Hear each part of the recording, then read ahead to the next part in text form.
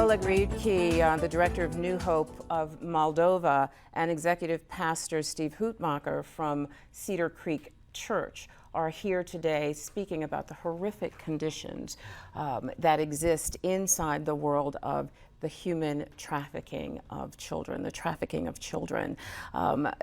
Despite everything that we said this morning, which, and I thought, frankly, I'd heard it all, I find just absolutely devastating. There has to be a call to action here.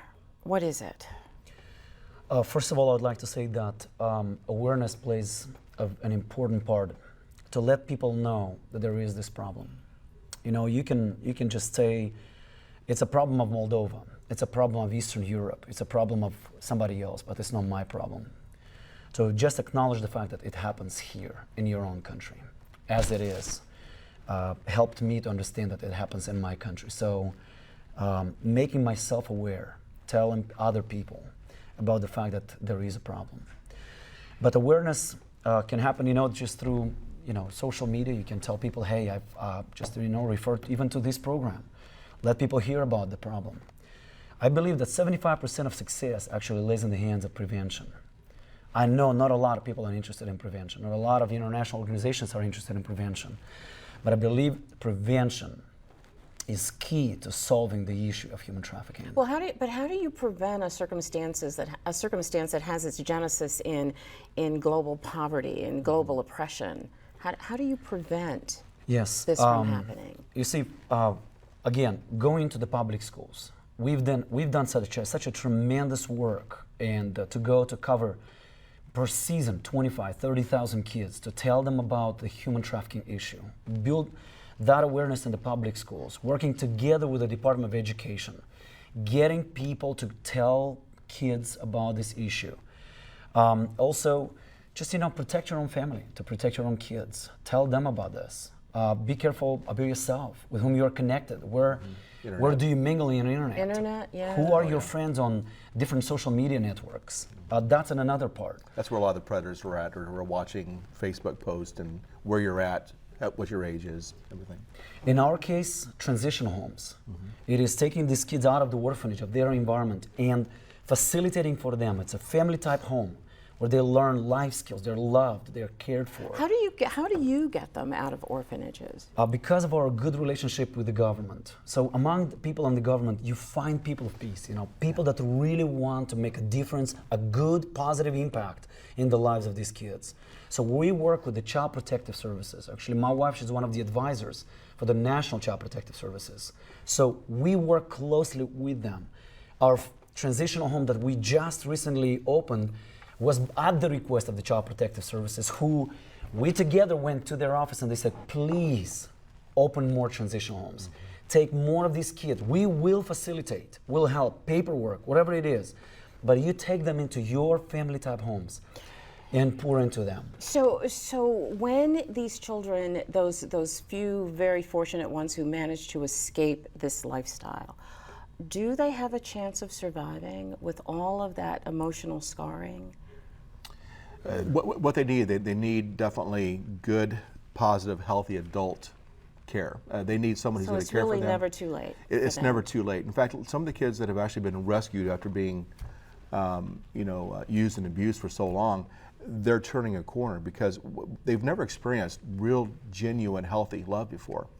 So that takes time, because the internal scars are deep. The outward scars will heal. It takes time, but what we do is we try to help them learn skills so that they can have a better chance of actually gaining employment, so that they don't fall victim again. If they can gain employment, if they can get an education, and have get back to physical health, that's going to help their chances of survival even beyond. Well, you know, why should people here in Northwest Ohio really care about what's going on in Moldova? Or what's going on in Thailand, or what's going on in Vietnam? Part of the reason is the fact that this is a global issue. This is not just a local issue. It involves all the countries. Many countries of the world. It's a huge network. Exactly. They are a target, or there are recipients, or, you know, it's a global issue. So by being able to work together, partner together, put hands to hands together, Churches being called to pray together, just get themselves involved in ways that they can care and, just love on the orphans and just get them out of the environment where they are. NGOs, people that really care for these oppressed, broken, the lost kids of the world.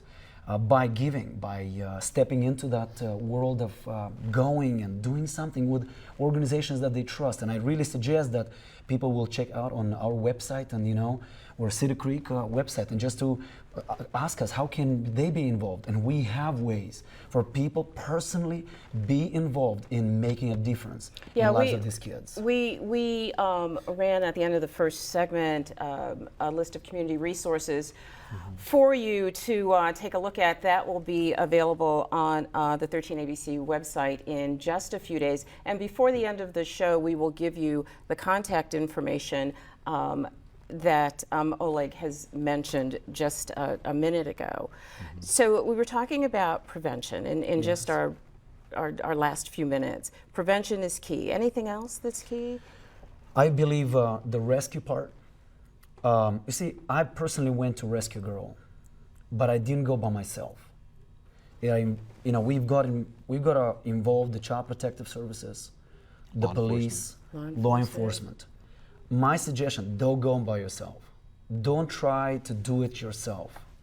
I know people are creative, and it's great, but I think it has to be cooperation. And we have to work with people of law, people that have the enforcement that they need in order to get these kids out of the network. This girl that I rescued personally with these people, when the moment we've got her from the behind the iron bars, these kids are aggressive because they went through different things. Sometimes they think you are one of those customers that come to, to do evil to them. Right. So you need to make sure you have the right people around. So the rescue part is important, but then what you do next? You've rescued them, but what you do next? It has to be a well-thought strategy. This girl, we took her into our transitional home, which is a safe place, a loving place. What you do next? You help them with a psychologist or a counselor. Just get into the world and understand. It takes time. Don't jump in this kid's head and jump on their case right away, thinking tomorrow they will be well. Because it's not possible. Exactly. It's not possible. Cedar Creek has a mission service around this particular issue. Well, actually, we've been working really closely with the Lucas County Human Trafficking Coalition. You mentioned Cecilia earlier. Yeah. There's going to be a conference on September 18th and 19th here in Toledo, and I think you can go to it's traffickingconference.com. We'll put that up and get all the information about that. But Cedar Creek has, we want to work with the experts in that field. It's a big issue, big problem, bigger than we as a church can handle. But we want to, we want to help, and we actually have raised funds even to help support the Human Trafficking Coalition here in Toledo. We do this thing called One for One, where we take a Sunday once a month, and for every person that walks in our doors, we'll donate $1 on their behalf to an organization like this. Last year, we raised almost over $450,000 in one service. We actually gave our entire weekend service away to be given to New Hope Moldova and another organization that is working on building transition homes for these girls. And I think, Oleg, you now have 4 homes. Yes. Yes. 2 of these have been built through that. We have 1 minute left. Is it possible to fix this? I think with God, all things are possible. And I'll just say, as a pastor, there's a strong spiritual element to this. It's evil. It's evil. And yes, I think God can prevail, but it's going to take the work of everybody, churches, the government, law enforcement, to work together, to be aware, to work together, and say we have to do whatever we can to support organizations who are educating, preventing, and rescuing and restoring people. Thank you. I have one word, if you don't mind. Quickly. Take care of your family and take care of yourself. That is so important. Absolutely. Thank you both so much for being here with us. I've certainly pleasure. learned something today, and I hope you have too. We need to go away. We will be back in just a moment.